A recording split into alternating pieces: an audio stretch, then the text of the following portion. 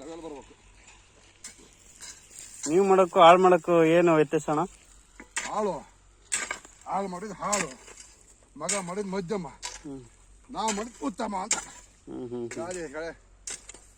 ಹಿರಿಯರು ಹಂಗೆ ಹೇಳಲ್ಲಪ್ಪ, ವೇದ ಸುಳ್ಳಾದ್ರು ಗಾದೆ ಸುಳ್ಳಲ್ಲ ಅಂತೆ. ಎಷ್ಟು ಗಂಟೆಗೆ ಬಂದಿದ್ರಿ ಬೆಳಿಗ್ಗೆ?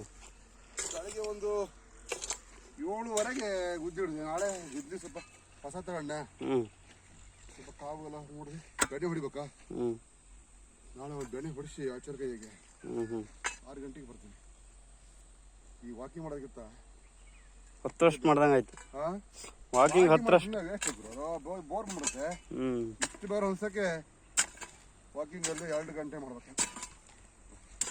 2 ಗಂಟೆ ಮಾಡಿದ್ರೆ ಬರಲ್ಲ, ಒಂದು ಧ್ವನಿ ಬರಲ್ಲ. ನಾವು ಮಾಡಿದ್ವಿ ಉತ್ತಮ ಅಂತ.